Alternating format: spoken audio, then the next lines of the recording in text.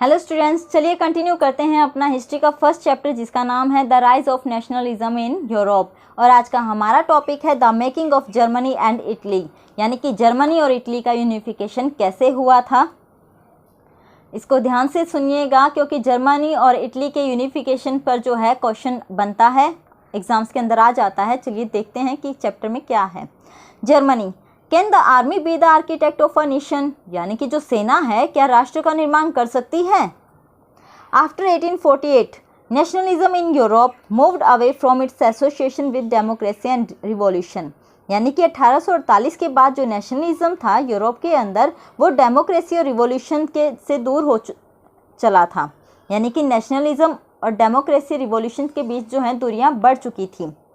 Nationalist sentiments were often mobilized by conservatives for promoting state power and achieving political dominations over Europe, यानी कि जो conservative थे वो nationalist sentiments, जो राष्ट्रवादी भावनाएं थी, उनका यूज़ करने लगे थे। क्यों करने लगे थे? ताकि वो जो हैं यूरोप पर जो है पावर और पॉलिटिकल डोमिनेशन जो है वो प्राप्त कर सके, यानी कि पावर में आ सके, सत्ता प्राप्त कर सके। अब उन्होंने जो है नेशनलिस्ट सेंटिमेंट्स का यूज़ करना शुरू कर दिया था, क्योंकि उनको पता था कि यूरोप के जो लोग हैं वो उनकी जो राष्ट्रवादी भावनाएं हैं वो उनकी कमजोरी है, और उन्होंने उन कमजोरियों का फ़ायदा उठाया। और इसी तरीके से जो नेशनलिज्म है डेमोक्रेसी और रिवॉल्यूशन से दूर होता चला गया, उनके बीच में जो है डिफरेंसेस आने शुरू हो गए थे।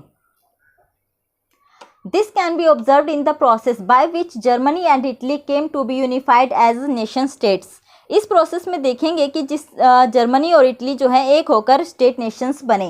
As you have seen, nationalist feelings were widespread among middle class Germans. आपको पता है कि नेशनलिज्म की जो फीलिंग थी वो मिडिल क्लास में काफ़ी फैली हुई थी। Who in 1848 tried to unite the different regions of the German Confederation into a nation state governed by an elected parliament. 1848 में उन्होंने पार्लियामेंट के थ्रू स्टेट नेशन बनाने की कोशिश की थी। This liberal initiative to nation building was however repressed by the combined forces of the monarchy and the military, supported by the large landowners called Dukes of Prussia. Middle class ने जो है parliament के base पर अलग state nation बनाने की जो कोशिश की थी, उनकी उस कोशिश को जो है सेना और राजाओं ने मिलकर दबा दिया था। और उनका साथ किसने दिया था? जो लार्ज लैंड ओवर थे, जिसके पास जो है ज़्यादा भूमि थी, जिनको जो है जंकर्स बोलते हैं, पर्शिया के।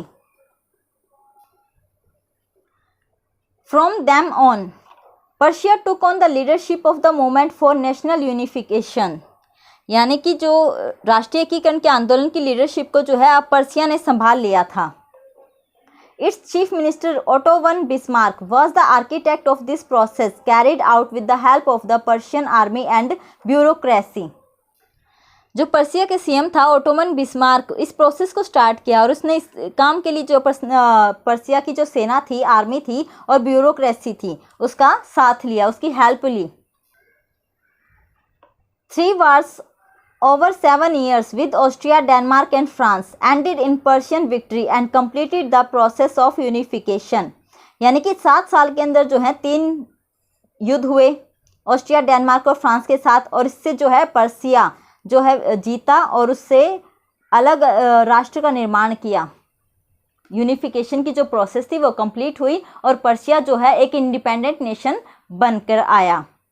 In January 1871, the Persian king William I was proclaimed German emperor in a ceremony held at Versailles. और 1871 में जो है पर्सिया का राजा किसको घोषित किया गया? विलियम फर्स्ट को।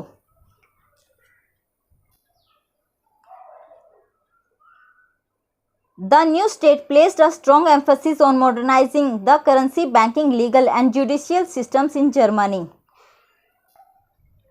इस नए राष्ट्र में जो है करेंसी, बैंकिंग, लीगल और जुडिशियल सिस्टम को जो है मॉडर्नाइजेशन पर जोर दिया गया। Persian measures and practices often become a model for the rest of Germany. Persia के जो रूल्स थे वो जर्मनी के लिए एक मॉडल का काम करते हैं और इस तरीके से जो है जर्मनी का यूनिफिकेशन हुआ और जर्मनी जो है एक इंडिपेंडेंट नेशन बना। अगर जर्मनी के यूनिफिकेशन को हम ब्रीफ में देखें तो ओटोमन बिस्मार्क की लीडरशिप में पर्सिया ने 7 साल के अंदर जो है 3 युद्ध लड़े थे और उसके बाद जो है पर्सिया जीता और उसके विलियम जो पर्सिया का जो राजा था विलियम केजर, उसको जो है पर्सिया का राजा घोषित कर दिया गया और पर्सिया ने जीतने के बाद अपने देश के अंदर करेंसी बैंकिंग के लिए जो है पुराने रूल्स को छोड़कर, पॉलिसीज़ को छोड़कर मॉडर्नाइजेशन को अपनाया था। और पर्सिया की जो रूल्स रेगुलेशन थे वो जर्मनी के लिए एक आइडल का काम करते, एक मॉडल का काम करते हैं। अब नेक्स्ट टॉपिक आता है Italy unified. Like Germany, Italy too had a long history of political fragmentation. Germany की तरह जो इटली की भी पॉलिटिकल फ्रैगमेंटेशन की जो है काफ़ी लंबी हिस्ट्री है। Italians were scattered over several dynastic states as well as the multinational Habsburg empire. Italy जो था काफ़ी अलग अलग डायनेस्टिक स्टेट्स में बटा हुआ था। During the middle of the 19th century Italy was divided into 7 states. 19th century के मिड तक जो है इटली 7 स्टेट्स में डिवाइडेड था और which only one, Sardinia Piedmont, was ruled by an Italian princely house. North area पर किसका साम्राज्य था? ऑस्ट्रियन हैब्सबर्ग का। सेंटर में कौन रूल करता था? पोप। साउथर्न रीजन्स में पर कौन राज करता था? Bourbon Kings of Spain. Even the Italian language had not acquired one common form. अब तक जो है इटालियन लैंग्वेज एक कॉमन लैंग्वेज बनकर सामने नहीं आई थी। And still had many regional and local variations. वहाँ पर जो है काफ़ी अलग अलग एरियाज़ में अलग अलग लैंग्वेज बोली जाती थी। During the 1830 Giuseppe Mazzini had sought to put together a coherent program for a unitary Italian republic। 1830 में जुसेप्पे मैसिनी ने जो है इटली के एकीकरण के लिए एक प्रोग्राम बनाया। He had also formed a secret society called Young Italy for the dissemination of his goals। उसने अपने गोल्स को यानी कि ऑब्जेक्टिव को पूरा करने के लिए जो है एक सीक्रेट सोसाइटी यंग इटली का निर्माण किया था। यह आपने पहले भी पढ़ा था। The failure of revolutionary uprising both in 1831 and 1848 meant that the mantle now fell on Sardinia Piedmont under its ruler King Victor Emmanuel II to unify the Italian states through war। जो 1831 और 1848 की जो विद्रोह थे उनके दबाने के मतलब ख़त्म फेल होने के बाद जो हैं अब किसने लीडरशिप संभाली थी? किंग विक्टर इमैनुअल II ने।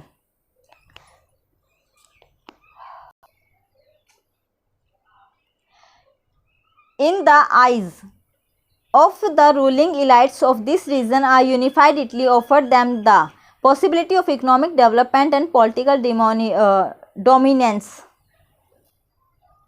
उस एरियाज़ के जो रूलर थे उनको लगता था कि इटली के यूनिफिकेशन से जो है तेज़ी से इकोनॉमिक डेवलपमेंट होगा इटली के अंदर।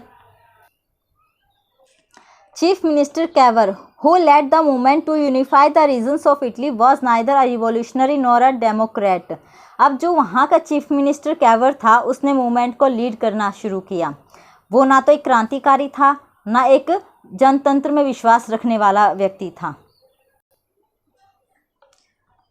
Through a tactful diplomatic alliance with France engineered by Cavour, Sardinia Piedmont succeeded in defeating the Austrian forces in 1859।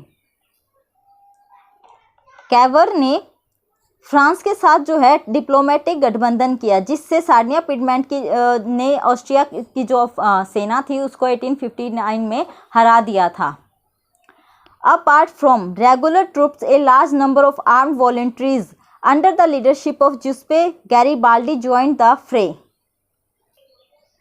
इस युद्ध में आर्मी के अलावा कई वॉलंटियर्स ने भाग लिया था जिसका हेड जुसेप्पे गैरिबाल्डी कर रहे थे।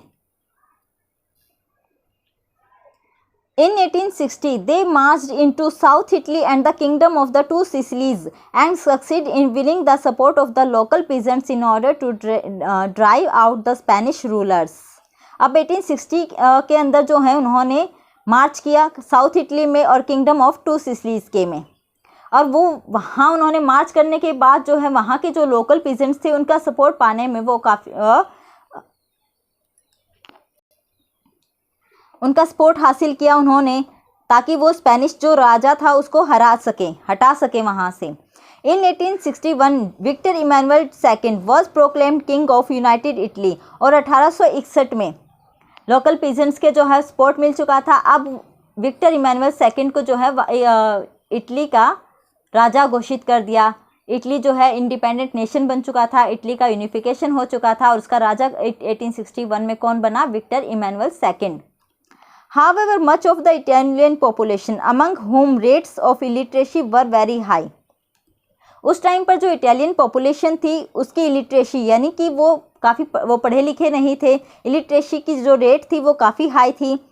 Remain blissfully aware of liberal nationalist ideology, जो मतलब उनकी अनपढ़ता के कारण जो हैं वो जागरूक नहीं थे, अनअवेयर थे। किसके खिलाफ? मतलब उनको नेशनलिस्ट जो राष्ट्रवादी जो विचारधारा थी उसके बारे में कुछ पता ही नहीं था। The peasants masses who had support Garibaldi, जो किसान थे जिन्होंने गैरीबाल्डी का सपोर्ट किया था इन southern Italy, had never heard of Italia. अब जो किसान थे गैरीबाल्डी का जिन्होंने सपोर्ट किया, उन्होंने इटालिया के बारे में कभी सुना ही नहीं था। एंड बिलीव्ड दैट, और वो क्या सोचते थे? इटालिया को क्या बोलते थे वो? ला टालिया।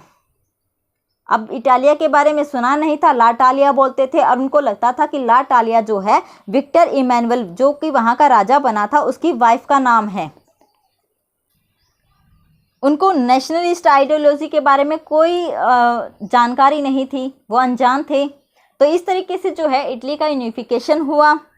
पहले जो हैं कैवर जो था उन्होंने लीडरशिप की, फिर गैरीबाल्डी ने की, और गैरीबाल्डी ने जो है वहाँ के जो किसान थे उनका सपोर्ट जीता, और स्पेनिश जो राजा था उसको हटाया गया, और 1861 में विक्टर इमैनुअल II को वहाँ का राजा घोषित कर दिया गया, और इस तरीके से जो है इटली का यूनिफिकेशन हुआ। अब नेक्स्ट टॉपिक आता है the strange case of Britain. The model of the nation और the nation state some scholars have argued is Great Britain, यानी कि कुछ स्कॉलर्स जो हैं वो आर्ग्यूमेंट करते हैं, बहस करते हैं। उनको क्या लगता है कि जो अलग अलग नेशंस का आइडिया था, स्टेट नेशन का जो आइडिया आया था वो कहाँ से आया था? ग्रेट ब्रिटेन से। In Britain the formation of the nation state was not the result of a sudden upheaval or revolution. It was the result of a long drawn out process. जो Britain का formation था, उसका निर्माण था, वो अचानक नहीं हुआ था, वो एक लंबी प्रोसेस है। There was no British nation prior to 18th century. 1800 जो सेंचुरी थी, 18th सेंचुरी थी, वहाँ उस टाइम पर जो है ब्रिटिश नेशन का कोई नाम ही नहीं था, ऐसा कोई राष्ट्र ही नहीं बना था। The primary identities of the peoples who inhabited the British Isles were ethnic ones such as English, Welsh, Scot and Irish. 18th century से पहले जो है ब्रिटिश थे अलग अलग नस्लों में बटे हुए थे। All of these ethnic groups had their own cultural and political traditions. और इन ethnic groups के जो थे अपनी अलग अलग कल्चर थी, अलग अलग पॉलिटिकल ट्रेडिशंस थे। But as the English nation steadily grew in wealth, importance and power, it was able to extend its influence over the other nations of the islands. England nation के अंदर जो है wealth, importance और power जैसे जैसे बढ़ी, उन्होंने क्या किया? अपना प्रभुत्व स्थापित करना शुरू कर दिया, यानी कि इन्फ्लुएंस जो है वो दूसरे नेशंस पर डालना शुरू कर दिया था। The English parliament which had seized power from the monarchy in 1688 at the end of a protracted conflict was the instrument through which a nation state. जो इंग्लिश पार्लियामेंट थी उसने 1688 में जो है मोनार्की राजाओं से जो है सत्ता ले ली थी, और ब्रिटेन के राष्ट्रों के निर्माण में जो है इंग्लिश पार्लियामेंट का इम्पोर्टेंट रोल था। The act of union 1707 between England and Scotland that resulted in the formation of the United Kingdom of Great Britain meant in effect that England was able to impose its influence on Scotland. England और Scotland के बीच में जो है 1707 में एक act sign हुआ, act of union, जिसके result में United kingdom of great Britain का निर्माण हुआ। और ग्रेट ब्रिटेन से के बनने के कारण जो है इंग्लैंड का इन्फ्लुएंस किस पर फैला? स्कॉटलैंड पर। The British parliament was enforced dominated by it's English members. English parliament के अंदर जो है इंग्लिश मेंबर्स काफ़ी ज़्यादा थे, तो उनका इन्फ्लुएंस भी ज़्यादा था। The growth of British identity meet the Scotland distinctive culture and political institutions were systematically suppressed. और इसके कारण जो है स्कॉटलैंड की जो कल्चर थी, उनके पॉलिटिकल इंस्ट्रूमेंट्स थे, उनको जो है काफ़ी दबाव डाला गया, उनको दबाया गया। Ireland was forcibly incorporated into the United Kingdom in 1801। यानी कि 1801 में आयरलैंड को फोर्सफुली जो है यूनाइटेड किंगडम में मिला लिया गया और स्कॉटलैंड और आयरलैंड के लोगों पर इंग्लिश कल्चर को थोपा जाने लगा था। A new British nation was forced through the propagation of a dominant English culture। जो इंग्लिश कल्चर थी वो अब आयरलैंड और स्कॉटलैंड के लोगों पर थोपी जाने लगी थी। जैसे कि उनके सिंबल जो थे, जब ब्रिटिश फ्लैग था, उनका नेशनल एंथम था, वो वहाँ के लोगों पर अब थोपा जाने लगा था। और इस तरीके से जो है ब्रिटेन का निर्माण हुआ था। ब्रिटिश लोगों पहले जो है ब्रिटिश ब्रीफ के अंदर देखे तो ब्रिटेन काफ़ी डायनेस्टीज़ में बटा हुआ था। धीरे धीरे उनके अंदर जो है पावर आने स्टार्ट हो गई, उनके पास पैसा आया और उन्होंने दूसरे देशों पर अपना जो है कब्जा करना स्टार्ट कर दिया। और धीरे बाद में उन्होंने स्कॉटलैंड और आयरलैंड पर भी अपना प्रभुत्व स्थापित कर लिया और ग्रेट ब्रिटेन के अंदर उसको मिला लिया। अब नेक्स्ट टॉपिक आता है visualising the nation. While it is easy enough to represent a ruler through a portrait or a statue, यानी कि किसी भी पोर्ट्रेट के लिए जो है एक रूलर या एक राजा की मूर्ति बनाना, स्टैचू बनाना काफ़ी इजी होता है। How does one go about giving a face to a nation? लेकिन नेशन को फेस कैसे दें? अब राजा की तो पिक्चर बना सकते हैं, मूर्ति बना सकते हैं, लेकिन एक नेशन को फेस कैसे दें? अब नेशन को फेस देने के लिए nation worth then portrait as female figures. अब नेशन को जो है एक नारी का रूप दे दिया गया था। That is the female figure became an allegory of the nation. और इस तरीके से जो है नारी का रूप जो है एक राष्ट्र का रूप बन गया। एलिगोरी बोलते हैं रूपक, यानी कि अब जो राष्ट्र का रूप था वो एक नारी के रूप के में कन्वर्ट कर दिया गया था। You will recall that during the French Revolution, artists used the female allegory to portray ideas such as liberty, justice and the republic। आप लोगों को पता है कि फ्रेंच रिवॉल्यूशन के दौरान जो है पोट्रीज ने फीमेल फिगर्स को जो है नेशन का नाम दिया था। Similar female allegories were invented by artists in the 19th century to represent the nation। जो आर्टिस्ट थे उन्होंने 19th सेंचुरी में जो है नेशन को रिप्रेजेंट करने के लिए फीमेल एलिगोरीज का यूज़ किया। In France she was christened Marianne, a popular Christian name which underline the idea of people nation. इस पर भी क्वेश्चन आ जाता है कि फ्रांस में जो है किन नाम पर जो है एलिगोरी मतलब उसका निर्माण किया गया था, क्या नाम दिया गया था? तो जो है मैरियान नाम दिया गया था। अब मारियान जो है कोई स्पेशल कोई योद्धा नहीं थी, कोई क्रांतिकारी नहीं थी। क्रिश्चियन के अंदर जो है एक पॉपुलर नेम था मारियान। तो अब फ्रांस को डिनोट किसने किया? मारियान ने। Her characteristics were drawn from those of liberty and the republic, the red cap, the tricolour, the cockade. यानी कि इसके जो है एक लाल टोपी, तिरंगा और एक कलगी, जैसे मोर के सिर पर होता है ना एक कलगी, वैसे ही एक कॉकेड दिया गया था। Statues of Marianne's were erected in public squares to remind the public of the nation symbol of unity and to persuade them to identity with it. अब जो लोगों के मन में इस पिक्चर को, इस इमेज को जो है बसाने के लिए उन्होंने क्या किया? Marianne images were marked on coins and stamps. अब जो है कॉइन्स पर और स्टैम्प्स पर मारियान की इमेज उन्होंने मार्क कर दी थी। ये तो थी फ्रांस की। फ्रांस के अंदर जो है मारियान नाम दिया गया था। अब similarly Germania became the allegory of the German nation. German nation में किसको मार्क दिया गया, किसका फिगर दी गई, जर्मेनिया की। In visual representations Germania wears a crown of oak leaves. जो जर्मेनिया है उसने किस चीज़ का क्राउन पहना, ओक लीव्स का। As the German oak stands for heroism. जो जर्मनी वाले के लोग हैं वो ओक्स को मानते हैं कि वो एक बहादुरी का प्रतीक है, हीरोइज्म का। जो जैतून के पत्ते होते हैं उसका ताज जो है उसको पहनाया गया। आप पिक्चर में देख भी रहे हैं, यहाँ पर जो जर्मेनिया है उसको ओक लीव्स से बना हुआ एक क्राउन पहनाया गया है। अब नेक्स्ट एंड लास्ट, इस चैप्टर का last topic, nationalism and imperialism. Nationalism के बारे में तो आप जानते ही हैं। इंपीरियलिज्म होता है कि जब कोई एक देश दूसरे देशों पर अपना जो है राज स्थापित करना शुरू कर दे, अपना जो है उसको कब्जे में लेना शुरू कर दे, तो उसको इंपीरियलिज्म कहते हैं।